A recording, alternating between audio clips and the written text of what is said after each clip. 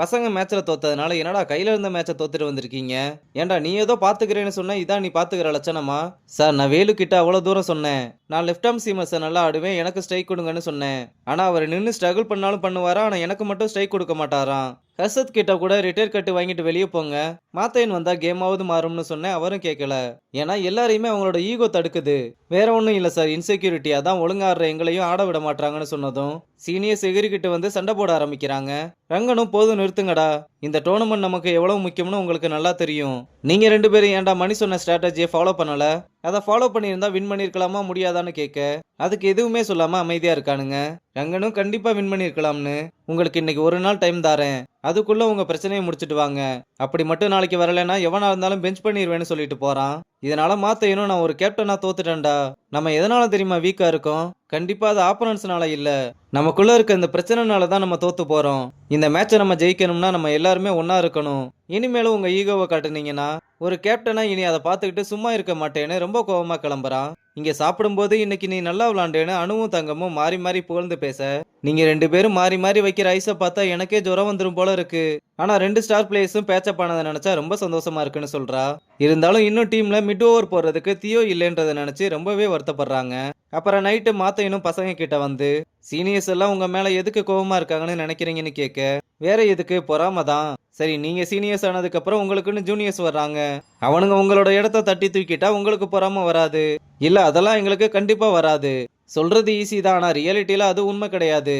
Velu, Jackie, நான் எல்லாரும் first இயர்ல சப்ஸ்டியூட்டா தான் இருந்தோம். செகண்ட் இயர்ல இருந்து தான் எங்களுக்குன்னு ஒரு பொசிஷனே கிடைச்சது. இதுல இருந்து அப்ப என்ன தெரியுது, இந்த சீனியர்ஸே இப்படிதானே தெரியுது. டேய், சீனியர்ஸ் உங்க மேல கோவமா இருக்கிறதுக்கு காரணம் இன்செக்யூரிட்டி தான்டா. அப்ப அதை சரி பண்ணணும்னா நாங்க என்ன பண்ணணும்? அதுக்கு ஃபர்ஸ்ட் நல்லபடியா நடந்துக்கணும், தேவையில்லாம வாய் விடக்கூடாது. முக்கியமா உனக்கு தாண்டா வீரா. எல்லாருமே உங்களோட வீட்டை விட்டு ஹாஸ்டல்ல வந்து தங்கியிருக்கீங்கல்ல, அவங்கள உங்க ஃபேமிலியா பாருங்க, அண்ணனா பாருங்க. கண்டிப்பா அவங்க உங்களுக்காக என்ன வேணாலும் பண்ணுவாங்கடா.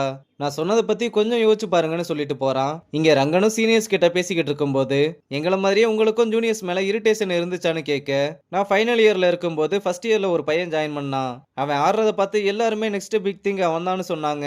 எனக்கு அவன் மேல பொறாமை இல்லைன்னு தான் நினைச்சேன்.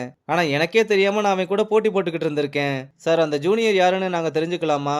எல்லாம் வேலுக்கு பிடிச்ச இந்தியன் டீம் ஓபனர் துருவ் தான். நம்ம லைஃப்ல சேலஞ்சஸ் வந்துகிட்டே தான் இருக்கும். அதை இன்செக்யூரிட்டியை பார்த்தா நம்ம லைஃப் அங்கேயே முடங்கிரும். நான் சொன்னது உங்களுக்கு புரிஞ்சிருக்கும்னு நினைக்கிறேன்னு சொல்றான்.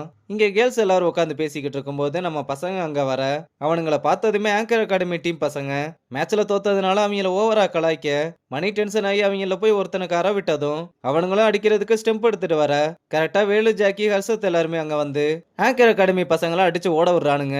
சீனியர்ஸ் வந்து இப்படி ஹெல்ப் பண்ணதுனால நம்ம பசங்களுக்கு அவங்க மேல இருந்த கோவம் எல்லாமே போய் அவங்கள கட்டிப்பிடிக்க, ஒரு வழியா சீனியர் ஜூனியர் பிரச்சனை முடிஞ்சது. இதை கேர்ள்ஸுமே பார்த்து ரொம்பவே சந்தோஷப்படுறாங்க. மறுநாள் திருச்சிக்கு எம்என்சிக்கும் மேட்ச் ஆரம்பிக்க, நம்ம பசங்க எல்லாரும் ஒன்னா சேர்ந்து ஃபீல்டிங்ல ரொம்ப நல்லா டிஃபெண்ட் பண்ணாலும் ஆப்பனன்ட் பேட்டிங்ல ரொம்ப ஸ்ட்ராங்கா இருந்ததுனால 204 ரன் அடிச்சிருக்காங்க. ரங்கனும் நம்ம பசங்க எல்லாருமே ஒன்னா சேர்ந்து விளையாண்டதை பார்த்து அவங்கள பாராட்டிட்டு கான்பிடென்ட்டோட ஆடி உள்ள போய் மேட்சை வின் பண்ணிட்டு வாங்கன்னு சொல்றான். அப்புறம் செகண்ட் இன்னிங்ஸ் ஆரம்பிச்சு நம்ம பசங்களும் உள்ள வர, மணியும் வேலுவும் பார்ட்னர்ஷிப் போட்டு பயங்கரமா ஆடிக்கிட்டு இருக்கானுங்க. அப்பன்னு பார்த்து 38 ரன்ல மணி அவுட் ஆனதும் அடுத்து வந்த எல்லாருமே அடுத்தடுத்து அவுட் ஆகி வந்த வேகத்துக்கு வெளியே போறானுங்க. அப்புறம் மாத்தையனும் வேலுவும் பார்ட்னர்ஷிப் போட்டு பயங்கரமா ஆடி போன மேட்ச் மாதிரியே ஒரு பாலுக்கு 6 அடிக்க வேண்டிய நிலைமை வருது. வேலுவும் ஸ்ட்ரைக்ல நின்று அந்த பாலை தூக்கி அடிக்க, அது கேட்சா மாறினதுனால மேட்சையுமே நம்ம பசங்க லாஸ் பண்றாங்க. அப்புறம் ரங்கன் கிட்ட மேட்ச்ல லாஸ் பண்ணதுக்காக ரொம்பவே வருத்தப்பட்டு சாரி கேட்க, டேய், இன்னைக்கு என்னைக்கும் இல்லாம நீங்க உங்களோட ஃபுல் எஃபர்ட்டை போட்டு அவ்வளவு நல்லா விளையாண்டீங்க. நான் நம்ம டீம் எப்படி இருக்கணும்னு ஆசைப்பட்டனோ அந்த மாதிரி இன்னைக்கு நம்ம டீம் இருந்ததுன்னு சொல்லும்போது ராஜசேகர் அங்க வந்து, இனிமேல் உன் பாய்ஸை என்கரேஜ் பண்ணி என்ன ஆக போகுது? இனி இந்த டோர்னமெண்ட்ல எம்என்சி அவுட் ஆஃப் த டோர்னமெண்ட்னு, இனிமேல் எம்என்சியோட கதை இதோட முடிஞ்சதுன்னு சொல்றதோட இந்த எபிசோட முடிச்சிருக்காங்க.